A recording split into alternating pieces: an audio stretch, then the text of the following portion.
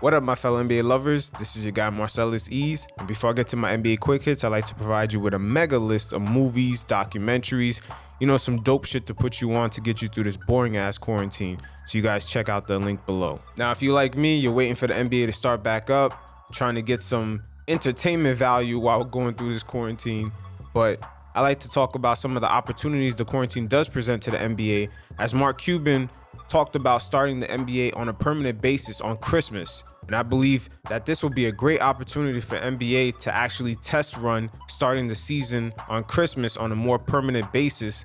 That way they don't have to compete with the NFL and the very popular college football for early season ratings during the fall period, which in most years has never worked out for the NBA. If the NBA comes back and, like you said, starts Christmas Day, do you think this is something that will be going forward? We can start Christmas Day, because I've always thought that's when the NBA should start. People don't have the bandwidth to watch NBA first 5 games of the season when NFL football is going on. So, Amen. Are you in I'm right for there that? with you. Okay. Oh yeah, I've been saying that for 15 years, and the reason I've been getting shot down is there's this thing called HUT, households using television, and during the summer that drops. Right, a lot fewer people are watching television because they can be outside. And in the past, that was a big deal. So you wanted to end by June when you could maximize people watching TV. But as you guys know as well as anybody, TV's changed. TV's changed a lot. And so we're going to have a lot more options and a lot more flexibility to start later and end later. And I agree with you. Rather than taking on football, with our first early games, let's let them get close to playoffs and just go wholeheartedly starting Christmas Day. Now, the HUT statistic today doesn't really apply as much, is because everyone has so much on-demand options. I mean, shit, a lot of us are even messing with the OnlyFans. Not me in particular, but I know some of y'all definitely do. Ain't no shame in that. It's just that's how much options are available today. So for some of the NBA owners that are kind of old and rigid and kind of want to play it safe, they kind of got to look ahead at the times of today where there's just so many on-demand options, especially today with our smartphones.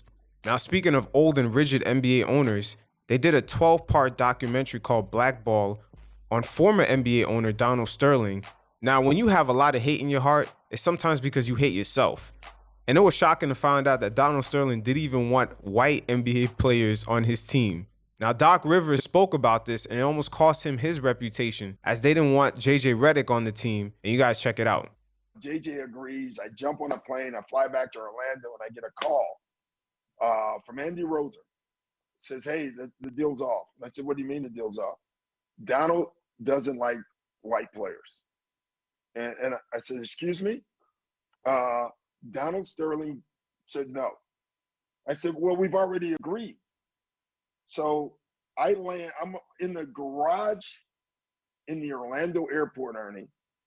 I get a call from Coach K, who's upset because of JJ. I get a call from JJ's agent, I think it was Arm who's screaming at me. I get a call, and so I called Donald Sterling. This is, I want to say 3 weeks to a month in the job, and I'm not sure, but right in that area. Me and Donald are having a conversation. It made the Pat Riley conversation look meek. And so by the very end of the conversation, I quit. I said, well, I quit. You're not going to quit. I quit. You're not going to quit.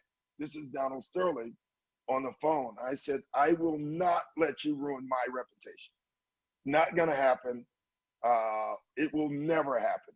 And Donald goes in, oh, just trust me. I have this great reputation around the league. And I was screaming, no, I have the reputation. You don't. I will not coach another day if this deal doesn't go through. I hang up, and I remember going home and telling Chris that I think I don't have a job. And I called Lonnie Cooper, who was my agent, and told Lonnie, I said, I think I'm fired, or I think I quit. I'm not sure. And then 3 hours later, I get a call from Andy Roser and said, hey, man, deal's done.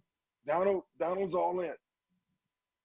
Didn't say why, didn't say anything. Just he changed his mind. And that moment, I knew we were in trouble. I knew I was in trouble. And yup, Doc Rivers was right. You know when you have that funny feeling? But quiet is kept in the NBA behind the scenes. They knew about Donald Sterling's racial undertones for years. But around this time, this is when social media was getting bigger. The Twitter outrage community, or whatever you call it, the pitchfork community, it just started getting bigger and bigger. And you know when something like this was gonna get out, it was gonna be bad for the league, especially optic wise. But you guys go ahead and check out that documentary. It's a 12-part series. They're dropping 2 episodes at a time, and it's on the QB app. You know, quiet is kept. The QB app is doing their thing. This is about the 5th original series that I've heard about on this app. That's pretty good. But anyway, you guys go check that out. Now moving on, the NBA is ending their partnership with Spalding, and Wilson will now become the official basketball maker of the NBA. And I know we're all suspicious as hell about that because the last time the NBA tried to change the ball, it was in 2006 to some synthetic leather. It did not go too well with the players. The players were very upset. And if it doesn't go right this time around, the NBA may be looking like Tom Hanks. Wilson!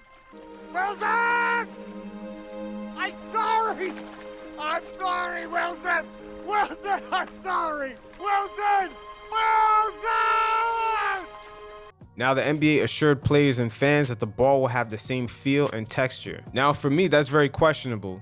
Because you mean to tell me since 1983 when Spalding's been making the ball for the NBA that they didn't somehow put a patent on that molding of making the ball, like the pattern for the leather, etc.? It doesn't make any sense. I mean, you could look at companies like Nike for certain Air Jordans, the moldings, no other companies can use that. Especially like you look at the bottom of the Air Jordan 3 and 4, no other company can have that molding in the bottom of their shoes. The elephant print, the cement print on the Air Jordans can't be used by any other shoe company.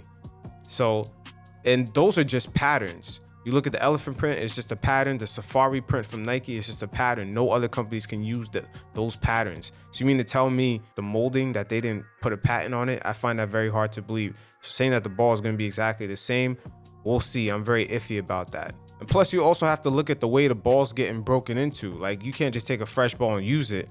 Like the materials that Spalding used, well, the Wilson balls break in the same way. You got to dribble them after a while. You know, you got to beat them in to get that regular feel that the players are used to. So they already have a model of beating in the Spalding balls to have them game ready. But what about the Wilson balls? Will the leather, react the same way? These are the things we're going to have to look out for. But if this does not work out with the players, they're going to hear a lot more bitching than they did in 2006. Wilson!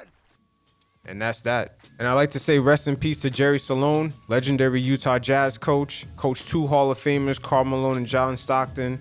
And also Patrick Ewing came down with the COVID-19. Prayers up for him and prayers up to all you guys. Stay safe out there, especially with this virus. Until next time, you guys stay safe. Peace.